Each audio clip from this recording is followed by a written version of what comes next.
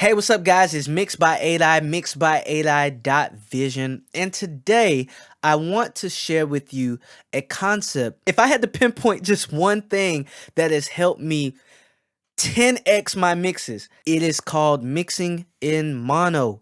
Now, what does that mean?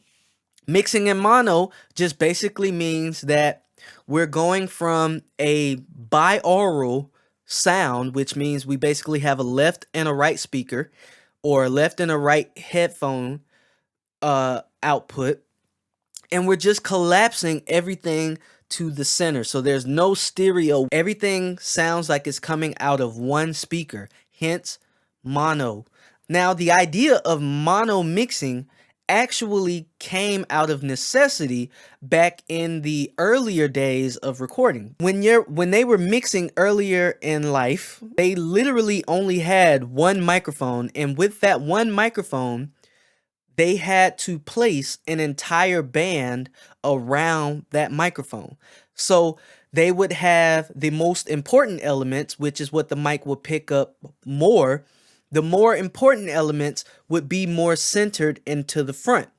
And everything further back or further to the side of the mic would be picked up less and less. Now, fast forward to today, and we have, speakers that play left and a right channel that has a stereo field. We go into stereo recording, we go into stereo mixing, and so there's really no need to mix in mono, except mixing in mono may be the best thing when mixing for stereo. So why do I say that? Well, the theory still holds true. When you mix in mono, it forces everything to sit on top of each other. So you're not only does it force everything to sit on top of each other, you're forced to balance those things and and the challenge itself is to make sure everything gets heard out of this mono output. So when you collapse everything to mono, you're going to have those drums, those hi-hat cymbals, those background vocals, everything that you push to the side is now coming together, and you're forced to hear everything as it is. So your stereo field can pretty much lie to you and make you think that you have space within the mix.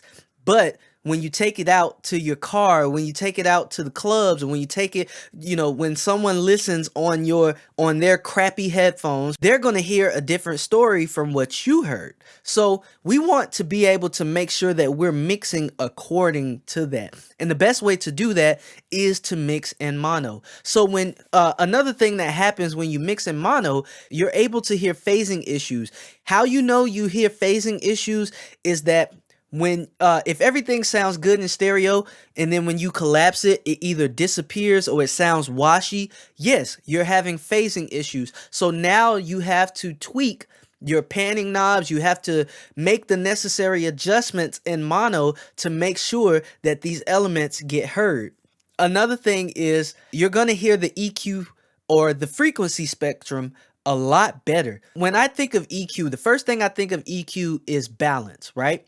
And there are a lot of things that occupy certain frequencies. For example, the same frequency ranges. Majority of your tracks are going to be populated within that mid-range area, that area between 500 and 3000 hertz, or maybe even up to 5000 hertz. There are going to be a lot of things that occupy that area. And when you collapse everything to mono, guess what's going to happen? It's going to build up, it's going to sound bad, and that's the beauty of it, because now our job is to not only balance those things level wise, but we're also balancing those things with EQ to make sure that everything has space for each other. Another thing is compression. Controlling your dynamics is going to sound a lot easier. Like I said, when you're mixing in mono, everything is sitting on top of each other, fighting for level. It's fighting for your attention to level. So compression helps you gauge and control those dynamics. I just think that mixing in mono just really is the bee's knees when it comes to mixing songs.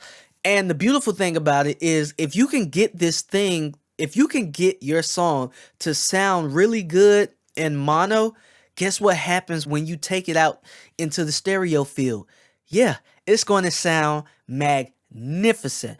And you're going to be confident in knowing that everything you did uh is going to be accurate because you heard everything sitting on top of each other. So you know that yes, these are the moves that I made. I use mono mixing to this day. With that said, how do we set it up? It's very easy to set it up. Either your DAW is going to come with a mono button, like Persona Studio One.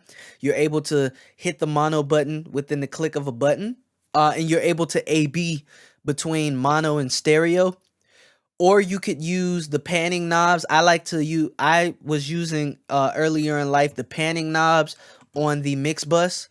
Just bringing those up center simulates a mono experience. You could use some interfaces have a mono button on it where you just hit that button and it collapses your speakers or your headphones to mono. I think that is amazing. If you have that on your interface, definitely use it. It will help you a lot, I promise you. And the last thing you can do is just utilize a plugin like what I do. Okay, so there's a couple of plugins that you can use, but mainly the ones you want to use are most of those stereo imaging plugins. So Isotope has the Isotope Imager or the Ozone Imager. Waves has the S1 Imager. You can use the Ozone itself plugin. I just think that adds a lot of latency, so I wouldn't recommend it. Or you can use this free plugin that I use called the A1 Stereo Control, and I just think this plugin is amazing. Not just because I can collapse in mono, but when I'm using this for mastering, I'm able to increase the stereo width to get the song a little bit wider, and it just comes with a lot of extra bells and whistles that I use when it comes to the mastering bus. When I'm at that stage of mastering. It's like I said, it's called the A1 Stereo Control. You can do a quick Google search, or I'll have the link in the description below to it. But it's a free plugin. It works with essentially all DAWs, and you do have this mono button. But I just like to turn the stereo width down just to be safe. So that's it. That's pretty much mixing in mono. I promise you, if you throw this on, get your levels the way you want, still work on the static mix in stereo, but when it comes time to mix everything, turn on this plugin or hit that button on your interface, or just do what you can to collapse everything to mono. Start mixing from there. I promise you, what you'll start to hear is that you'll start to mix a little bit faster, a little bit better. And then when you bring everything out to stereo, it's going to sound magnificent, and it's just going to be amazing. Okay, with that said, this is one of the concepts that I have in my 7 concepts of efficient mixing, which I will give to you for free just for stopping by. Okay, just because you watched this video, I want you to get 6 other concepts to better your workflow when it comes to mixing. All right, and that, if you want that, that's going to be in the description below. Also, it comes with a free template, also linked below. I give you a free template based off my console concept video. And if you want to watch that and other videos based off of the concepts of efficient mixing, I do have a playlist that I also link below that you can check out. So I got you covered. I really hope that this helps you. Thanks for watching, and until next time, peace.